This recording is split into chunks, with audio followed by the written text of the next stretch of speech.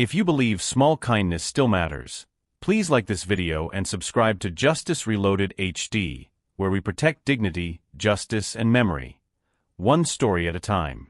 The morning air in Baldwin, South Dakota, carried the quiet stillness of a town that hadn't yet fully opened its eyes. The sky, still a shade of bluish-gray, draped softly over rows of modest houses and shuttered storefronts. Birds chirped lazily from telephone wires, and the occasional bark of a dog echoed in the distance. It was the kind of town where nothing ever happened, or so people liked to say.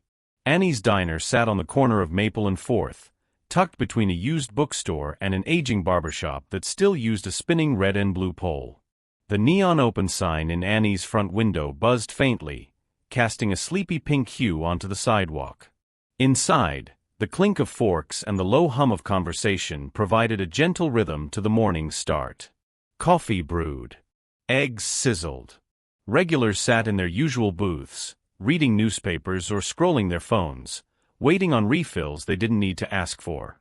Behind the counter, Annie Brooks moved with the easy grace of repetition. She refilled a trucker's mug with black coffee, nodded to the sheriff by the window, and passed a plate of pancakes to a young father wrangling 2 restless kids. No makeup. No fuss. Just the quiet competence of someone who'd been showing up, every day, for longer than most folks could remember. At exactly 9:17 a.m., the rhythm shattered. 4 sleek black SUVs rolled into the parking lot, tires crunching over gravel with eerie precision. They came in formation, tight and controlled, and bore plates that gleamed with the unmistakable stamp of the United States government. Before anyone inside the diner could react, the vehicles had already arranged themselves in a semicircle at the curb, engines idling low like some mechanical beasts waiting for orders. Conversations died mid-sentence. Silverware paused midair. Even the cook, who never left the grill, peeked out from behind the swinging kitchen door. Outside, 2 uniformed officers stepped out first, stone-faced, crisp, scanning the sidewalk and nearby windows with clinical thoroughness. Then the rear door of the lead SUV opened. He stepped out slowly, a tall man with weathered skin and sharp eyes, his posture straight despite the years etched into his expression. He wore the full-dress uniform of a senior military officer, badges, medals, and ribbons gleaming in the late morning light. In his hand, held with deliberate care, was a white envelope sealed with an embossed gold crest. The bell above the diner door jingled softly as he entered. The hush inside became absolute. The man removed his cap as he crossed the threshold, his gaze sweeping the room. Eyes met his and quickly dropped. The sheriff shifted uncomfortably. Even the fry cook stepped out now, drying his hands on a towel he forgot to put down. "I'm looking for someone," the officer said, his voice calm, authoritative, and strangely personal. "A woman named Annie Brooks." Every eye turned toward the counter. Annie, still holding a half-filled coffee pot, froze. She looked at the man, at the envelope, then at the uniform, her breath catching in her throat. "I'm Annie," she said quietly. The man's face softened, just barely. He stepped forward, offering the envelope as if it weighed more than paper. "Then this is for you." And just like that, the past rushed in, carried not by memory, but by the silence that followed. Annie Brooks lived a quiet life, one that didn't invite much notice or leave many footprints. At 32, she occupied a modest 1-bedroom apartment above an old shoe repair shop on Main Street, the kind of place where the stairs creaked no matter how softly you stepped and the radiator made strange clanging noises in the winter. She had no husband, no children, and no immediate family left within driving distance, or even within the state. Her days unfolded in quiet loops, the same routes, the same faces, the same motions repeated with practiced ease. Every morning before the sun fully rose, Annie descended the narrow staircase outside her apartment, keys jingling in her jacket pocket, a thermos of weak coffee already half gone. Just down the block stood Annie's Diner, a squat brick building with peeling white paint and a crooked awning that flapped in the wind. It had been her mother's place, opened in the late 70s and kept alive through stubbornness more than profit. When her mother passed away from cancer 10 years ago, Annie hadn't had the heart, or the money, to sell it. So she kept it running, kept the lights on, kept the coffee hot. Inside, the decor hadn't changed in decades. Plastic booths in faded red, a jukebox in the corner that only played country songs from before 1995, and a chalkboard menu that still listed meatloaf special every Thursday even though no one had ordered it in years. The regulars liked it that way. Sheriff Newton had his booth. Mr. Dobbins, the retired mailman, always sat at the counter. Even the teenagers who snuck in for milkshakes after curfew whispered like they were in a sacred place. Annie, always in her soft gray apron, moved among them with the familiarity of furniture. She smiled easily, laughed when it was called for, nodded in all the right places, but deep down, there was a quiet loneliness that wrapped around her like a second skin. She didn't talk about it, not even with Ellen, the fry cook who'd been with the diner longer than she had. People assumed Annie liked the solitude, that she preferred the predictability of routine, and maybe on some level that was true. But there were nights when she sat alone in her kitchen, eating a reheated dinner off a paper plate, wondering how a life could feel so full of sound during the day and so painfully silent at night. Still, she showed up every morning, rain, snow, or shine. She scrubbed down the counters, flipped on the neon signs, wiped down menus, and set the coffee to brew. She knew what each customer liked without being told, how long to let their eggs sit before flipping, which mugs belonged to which regulars. In a town that had long since forgotten how to change, Annie had become something solid, dependable, expected. But that didn't mean she wasn't still waiting, though even she wasn't sure for what. It was a crisp Tuesday morning in early October when Annie Brooks first noticed the boy. He came through the diner's front door quietly, the small bell above barely ringing in time with his entrance. He couldn't have been more than 10 years old, thin, slight, with tightly curled hair peeking from beneath a too small hoodie.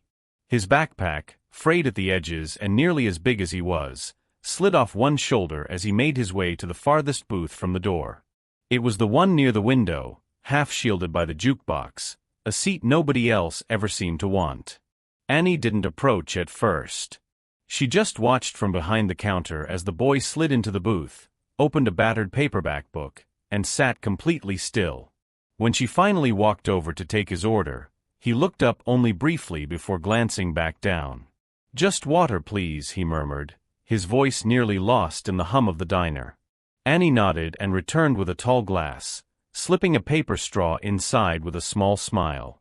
The boy gave the faintest nod of thanks, so slight she might have imagined it. The next day, he came again.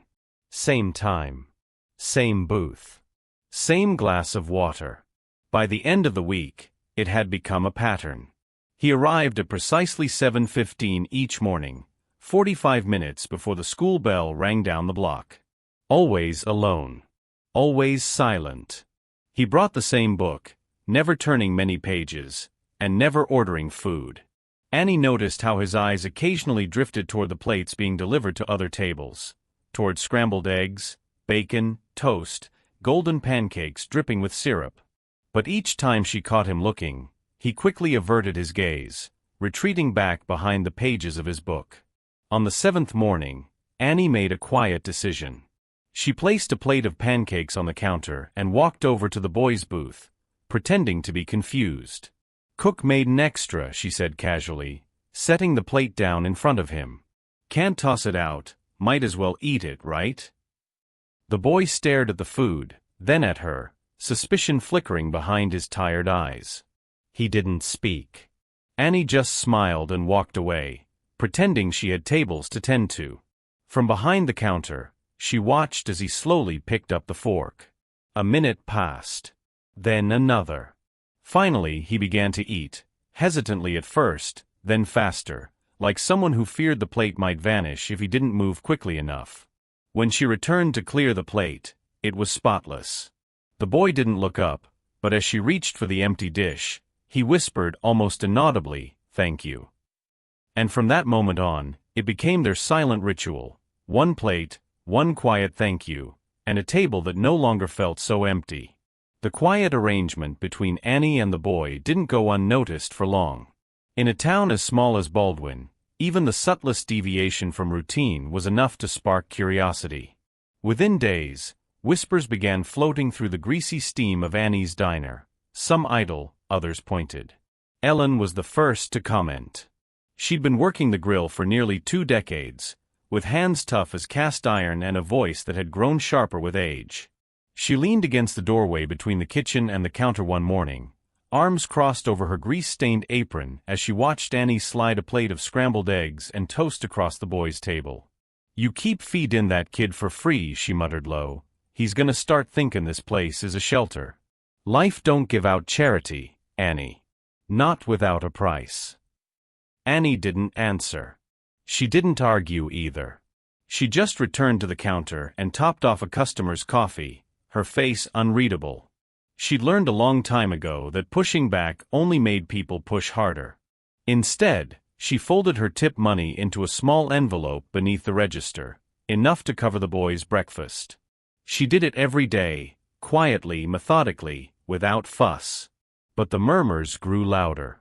A woman in a tailored coat, sitting near the window with her laptop open and earbuds in, said to no one in particular, "It's a shame. Feeding a stray like that just teaches them to expect handouts."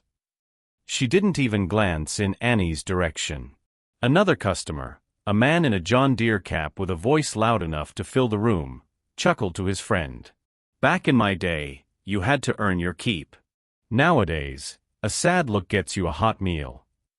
And then there was Bobby. A regular. White, in his mid-50s, always wore flannel no matter the weather. He had a loud laugh and a tendency to speak like he expected everyone to agree with him.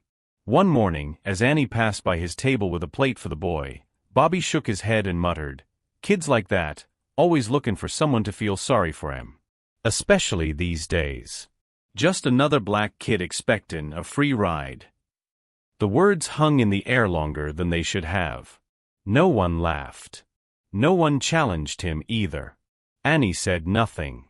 She placed the plate gently in front of the boy, who had frozen mid-page in his book, his shoulders tightening just slightly at the sound of Bobby's voice. She gave him a soft smile and walked away. She didn't confront Ellen. She didn't defend herself to the customers. Instead, every night, she counted out her tips with careful fingers, set aside a portion, and tucked it into that envelope marked for him. She had bills she was behind on, a dentist appointment she kept rescheduling, and shoes that were beginning to come apart at the seams. But the boy came every morning. And Annie, despite everything, kept feeding him. It was only a matter of time before Tom noticed. The manager of Annie's diner wasn't the type to miss much, especially anything that touched the bottom line. A man of routines and receipts, Tom had thinning hair slicked back with too much gel and a habit of tapping his pen on the counter when something didn't sit right. One Tuesday morning, as Annie wiped down the pie case, he called her into the back office with a tilt of his head.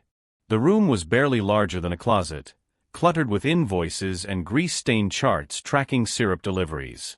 Tom didn't look up as she entered, just kept flipping through a stack of paper before finally setting them aside. "I've been watching you with that kid," he said, his tone even but clipped. "The one in the corner booth. Every morning, same time. Same plate." Annie stood still, her hands fidgeting with the ties of her apron. She didn't deny it. Tom sighed, leaning back in his creaky chair. "Look, I get it. You got a soft heart. But we can't be handing out free meals. Not without a policy.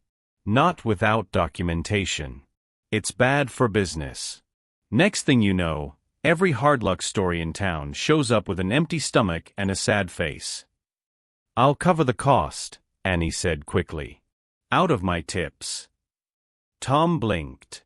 "Your tips? Annie, you're barely making rent. Ellen told me your landlord called last month. And I'm pretty sure you haven't seen a dentist in, 2 years?" Her voice was calm, but firm. "I can manage. Just 1 meal a day. I'll track it. I'm not asking for a handout. Just permission to keep doing what I'm already doing." Tom studied her face for a long moment, as if looking for cracks. He found none. Finally, He waved her off with a sigh. Fine. But if it affects your work, or if that kid causes any trouble. He won't, Annie said softly, already turning back toward the kitchen. And the next morning, as always, she placed a plate of warm pancakes at the far booth. No questions, no conditions, just quiet care. The first morning Malik didn't show up. Annie thought maybe he just overslept. It was a bitterly cold Thursday, the kind of morning that made even the most disciplined souls reconsider leaving their warm beds. Snow clung to the edges of the sidewalk outside, and the windows of the diner fogged with each breath. Still, Annie prepared the plate like she always did. 3 pancakes, a drizzle of syrup, a small pat of butter just starting to melt. She placed it gently at his booth, the one by the jukebox, and gave it a quick glance before returning to the counter. At 7:45, the plate remained untouched. By 8 o'clock, the butter had gone soft. At 8:10, Annie cleared it with a quietness that made Ellen glance over but say nothing. She wrapped the pancakes in foil and tucked them into her purse. She didn't explain why. The next day, he didn't come either. Nor the day after that. Each morning, Annie repeated the ritual, preparing his breakfast, placing it in its usual spot, and waiting with a growing ache in her chest. The booth felt emptier than it should have, like it held a ghost of something unspoken. The small crease on the seat where he usually sat remained for a few minutes after opening, as though memory still had weight. By the 5th day, whispers returned. "He's gone," Ellen muttered while flipping bacon. "Told you they never stick around. Strays don't stay put." Annie didn't answer. She just folded a napkin and set it next to the untouched plate. That's when someone snapped the photo. A customer at the counter, new in town and too eager to document every oddity, pulled out their phone and took a picture of the uneaten meal, steam still rising faintly in the morning light. They uploaded it to the local Facebook group Baldwin Bulletin with a caption that read, "Rosie's Diner now serving imaginary friends. Tax write-off or charity stunt." Within hours, the comments poured in. "Bet she's doing it for tips. Feeding ghosts now, huh? Maybe next she'll serve pancakes to Elvis." These people want to look generous, but it's all about the image. If you're gonna help someone, at least make sure they exist. This is what happens when bleeding hearts run businesses. Annie read every word. She didn't mean to.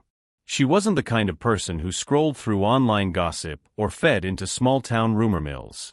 But Ellen showed her the post on a break, half laughing, not realizing how the screen's glow would drain the color from Annie's face. She read each comment like a paper cut, small, sharp, and stinging more with time.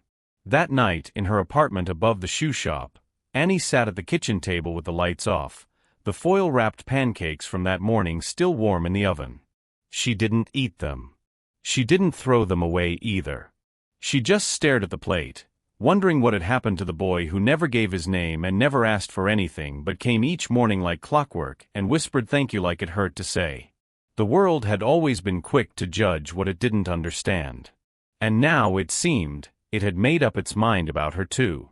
Later that night, long after the last customer had left and the neon sign had gone dark, Annie sat cross-legged on the worn linoleum floor of her apartment. The silence felt heavier than usual, pressing in at the edges like fog through cracks in the window pane. The foil-wrapped pancakes she'd brought home sat untouched on the counter. She didn't have the appetite to heat them up. Instead, she reached for the small wooden box tucked beneath her bed. The corners were worn smooth from years of handling, and the lid creaked softly as she opened it. Inside were the few keepsakes she still had of her father, dog tags dulled with age, a faded photograph of him in desert fatigues, and his old field journal, wrapped in an elastic band that had long since lost its stretch. Her father had been a medic in Iraq, special operations. He'd passed when she was just 21, too young to understand the weight of sacrifice but old enough to feel its permanence. They hadn't talked much about his time overseas. He hadn't believed in glorifying war. But he'd written down things he couldn't say out loud, and Annie had read his journal a dozen times over the years, mostly when the world felt too heavy. She flipped through the fragile pages now, fingers grazing his uneven handwriting, until she found the one she'd been looking for. Today I shared my last ration with a child. Hunger's not always about food. It's about being remembered. She read it again. And again. The ink had faded, but the words still burned. Her father had written that entry near the end of his final tour, after a bombing raid had left his unit stranded for days with limited supplies. Even then, with his own body pushed to the edge, he had looked at a hungry child and chosen to give away his last meal. Not because it made sense. Not because it was expected. But because he saw something in that child's eyes that reminded him he was still human. Annie traced the words with her thumb. Hunger's not always about food. For the first time since Malik disappeared, she allowed herself to cry. Not the silent tears that crept down unnoticed while washing dishes or closing out the register, but a raw, shuddering grief that wrapped around her ribs and stole the air from her lungs. She cried for the boy who had vanished without goodbye, for the hateful voices that didn't understand, and for the painful truth that she might never see him again. But when the tears dried, something stronger remained. Resolve. The next morning, before the sun rose, Annie unlocked the diner, tied her apron, and did everything she always did, except this time, she added one more task. She prepared a plate of pancakes, just like always. Warm. Fresh. Carefully placed with a folded napkin and a clean fork. She walked it to the booth by the jukebox. Malik's booth. And she left it there. She didn't care if people thought she was delusional. She didn't care if another photo showed up online. She didn't care if no one believed the boy was ever real. She believed. And that belief was enough to keep setting his place, morning after morning, as if by doing so, she could keep him anchored to the world a little longer. No name. No story. No explanation. Just a plate of pancakes. And the quiet promise that someone still remembered. It was the 21st morning since Malik had disappeared. The sky over Baldwin was overcast, the kind of gray that made everything feel quieter, heavier. Inside Annie's diner, the hum of conversation was soft, routine. Coffee steamed. Forks clinked against plates. A country song played low from the jukebox. And just like every morning since he'd stopped coming, Annie placed a plate of pancakes at the corner booth, 3 golden circles, a gentle pat of butter melting at the center, syrup pooled on the side. She didn't expect anything. Not anymore. So when the growl of engines pierced the stillness at 9:17 a.m., it took a few seconds for anyone to notice. Then came the shadows, long, sleek and unfamiliar, stretching across the parking lot as 4 black SUVs with government plates pulled in tight formation, blocking the diner's modest view of Main Street. Tires crunched slowly over gravel. The engines didn't cut. People stopped mid-sentence. Forks paused in midair. Even Sheriff Newton, seated at his usual table by the window, rose instinctively, his hand brushing near his hip, unsure what he was preparing for. The doors opened simultaneously. 2 men in crisp army dress uniforms stepped out first, scanning the scene with calm precision. Then the rear door of the lead vehicle swung open, and a tall, broad-shouldered man emerged. His skin was the color of deep mahogany, his face weathered but commanding. Metals gleamed across his chest like fractured sunlight, and in one gloved hand he held a sealed envelope bearing the gold insignia of the United States Army. He stepped forward alone. The diner door opened with a chime that sounded louder than it should have. The room fell into absolute silence. "I'm looking for a woman named Annie Brooks," he said. His voice was deep and steady, the kind that carried across battlefields and breakfast counters alike. Annie stood behind the register, her hands still clutching a dish towel. Her mouth was dry. "That's me," she said quietly. The man nodded once. "My name is Colonel Lawrence Hatcher. I serve with the U.S. Army's Special Operations Command." He took a single step closer and extended the envelope. "I'm here on behalf of a promise made by one of my men. This letter is from Staff Sergeant Dwight Carter. He was deployed to Syria." The air shifted. Annie's fingers trembled slightly as she accepted the envelope, eyes flickering from the Colonel to the booth in the corner. Is Malik okay? He's safe, Colonel Hatcher said gently. He's with his grandparents now, in Virginia. He'll be starting school there next week. The words settled slowly, like snowflakes on warm skin. Malik's mother left shortly after Sergeant Carter deployed, the Colonel continued. Didn't tell anyone. Malik was too afraid to speak up. He thought if people found out, he'd be taken away, split up, reported. He didn't want to lose the only home he had left. Annie's chest ached. He made his way to school each day. He used the emergency funds his father left behind, stretched them further than anyone could have imagined. And he came here, Hatcher said, his gaze firm, every morning. Because of you. He opened the envelope slowly and unfolded a page, handwritten, worn at the edges. In his final letter, the Colonel said, his voice softening, Sergeant Carter wrote this. If I don't make it back, find the woman at the diner who feeds my son. She never asked questions. She never made him feel small. She just fed him. Tell her, she didn't just preserve my son's dignity. She preserved mine too. She kept me breathing, even after I fell. Annie's eyes filled with tears before she could stop them. Her hands gripped the letter like it was the only solid thing in the room. Colonel Hatcher stepped back, heels clicking together. He lifted his hand in a crisp, formal salute. To Miss Annie Brooks, on behalf of the United States Army, the Carter family, and every soldier who's ever prayed someone would look after the people they left behind, thank you. One by one, the other uniformed officers entered the diner and stood at attention beside him. Then, as if rehearsed, they saluted in unison, a wall of respect that filled the diner with something deeper than silence. Around the room, customers rose slowly to their feet. Ellen covered her mouth. Sheriff Newton stood straighter. Even Bobby, the man who had once scoffed at Malik's presence, lowered his eyes and slipped quietly out the door, his shoulders hunched, eyes glistening. Annie didn't say a word. She couldn't.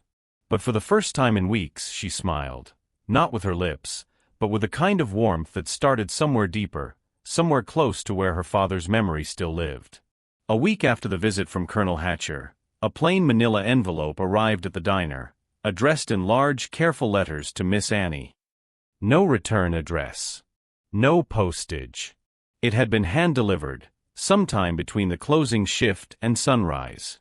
Inside was a single sheet of lined notebook paper, folded twice. The handwriting was large and uneven, each letter pressed into the page with more intention than skill. It smelled faintly of pencil shavings and something sweet, maybe cookies. Dear Miss Annie, I didn't know your name until the man in the uniform said it. But every morning, when I sat at the booth, you looked at me like I wasn't invisible.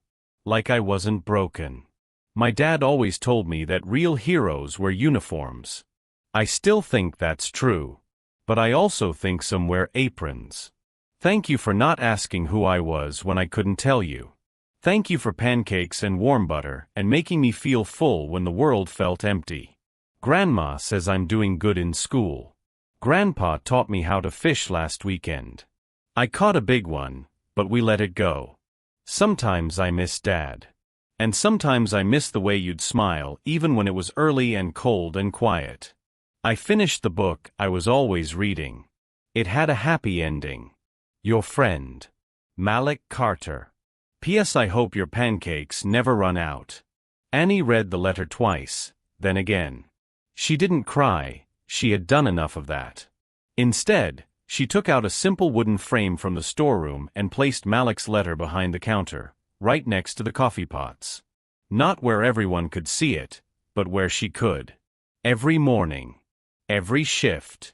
2 days later, Tom came in early with a drill and a brass plaque. He didn't say anything as he knelt at the booth where Malik once sat. The new sign read, "For those who serve, and those left waiting." Under it, he hung a small American flag.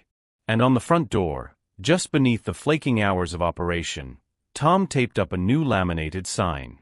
The letters were simple and bold. Whatever you can pay, no one leaves hungry. People noticed. They asked questions. They posted about it, this time with different captions, filled with gratitude and admiration. The same Facebook group that once mocked Annie's empty booth now shared her story with words like hope, compassion, and faith restored. The diner became a kind of symbol, quiet, unpretentious, but deeply known. Veterans passing through town began to leave patches, pins, and unit coins beside the register. Some stayed to eat. Some just nodded at Annie and slipped out. She kept everything they left and pinned it to a corkboard near the clock. It became a growing tapestry of memory.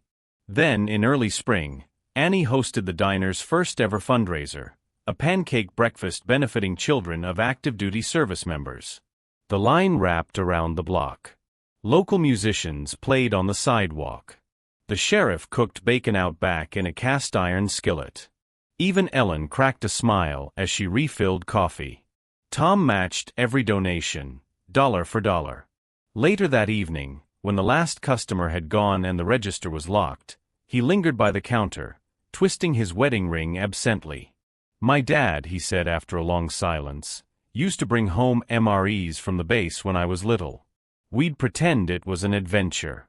I thought it was fun back then. Didn't realize we were broke." He looked at the booth, the flag, the plaque. "I forgot what that kind of hunger felt like," he admitted. "You reminded me." Annie didn't reply. She didn't have to. And every morning afterward, she kept doing what she always had, tying her apron, pouring the coffee, and setting out the plates. One for each guest. One for anyone who needed it. And one always, for the boy who taught a town to remember what kindness without conditions could do. It was a quiet Tuesday morning when Annie found it. She'd just finished wiping down the counter and was heading toward her usual prep station when something small and metallic caught her eye. Sitting neatly beside the napkin holder at Malik's old booth was a coin, round, heavy, and gleaming beneath the soft light of the diner. She picked it up slowly, as if it might vanish with too much movement. It wasn't spare change. It was a challenge coin, the kind only exchanged among those who serve. The front bore the insignia of the United States Army Special Operations Command. On the back, engraved in sharp, deliberate lettering, were just two words. Semper Memor, always remembering. There was no note. No name. No one stepped forward to explain how it had gotten there. The staff hadn't seen anyone unusual. The cameras, if they worked, didn't capture anything useful. It was simply there, like a whisper left in metal. Annie didn't ask questions.